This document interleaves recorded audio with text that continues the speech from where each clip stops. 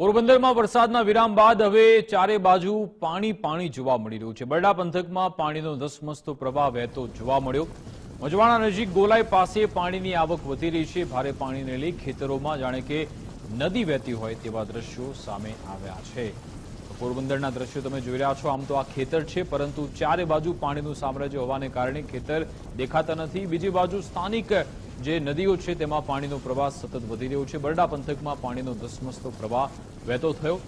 મજીવાણા નજીક ગોલાઈ પાસે પાણીની આવકમાં સતત વધારો થઈ રહ્યો છે। ભારે પાણીને લઈ ખેતરોમાં જાણે કે નદી વહેતી હોય તેવા દ્રશ્યો છે। સ્થાનિક જે લો લેવલ કોઝવે છે તે પણ સંપૂર્ણ પાણીમાં ગરકાવ થઈ ગયા છે।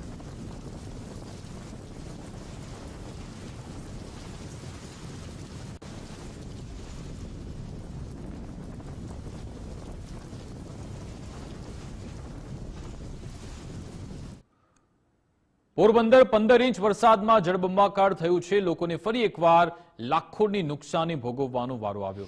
પોરબંદર ભાજપ નેતા અધિકારી વિરુદ્ધ પણ લોકોએ આક્રોશ વ્યક્ત કર્યો છે। વરસાદના 18 કલાકના વિરામ બાદ પણ ઘણા વિસ્તારોમાં પાણી ભરાયેલા છે। શહેરની વીઆઈપી સોસાયટી ગણાતી રાજીવનગરમાં ફરી એકવાર ગત વર્ષની જેમ પાણી આવી જતા લોકોમાં રોષ જોવા મળ્યો। લોકોમાં પોરબંદર મહાનગરપાલિકા અને ભાજપના નેતાઓ વિરુદ્ધ આક્રોશ જોવા મળ્યો હતો। પોરબંદર શહેરમાં માત્ર 15 ઇંચ વરસાદમાં પોરબંદર મહાનગરપાલિકાનું પાણી છે તે મપાઈ ગયું છે।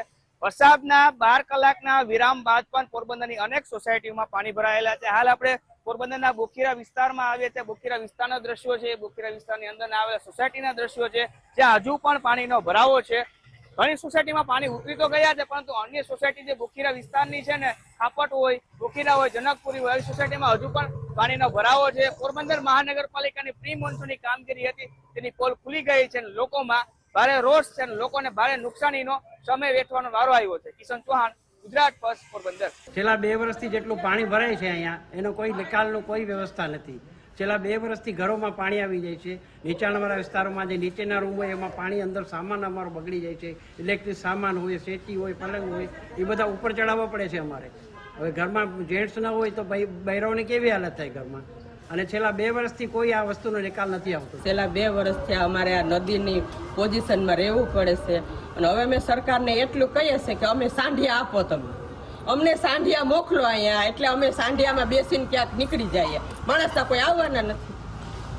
સરકારને એટલી તો ખબર પડે છે ને કે આ લોકોએ એટલા રૂપિયા નાખીને અહીંયા રહેવા આવ્યા છે। અમે કોઈ પેશકદમીમાં તો નથી રહેતા ને કે અમે નથી વેરા ભરતા કે નથી કોઈ અમે અહીંયા મફતના કોઈ પ્લોટ રોક્યા, તો અમારી કોઈ સહાય કે અમારો કોઈ અવાજ ન સાંભળે।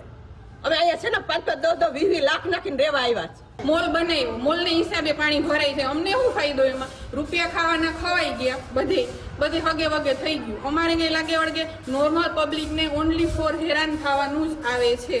શું માંગણી છે તમારી? અમારી એ માંગણી છે કે ભાઈ આવું તો ન જ થવું જોઈએ। કમસે કમ અમે વેરા ભરીએ, અમે ટેક્સ ભરીએ, અમે શું નથી આપતા ઈ ખાલી કયો એમ।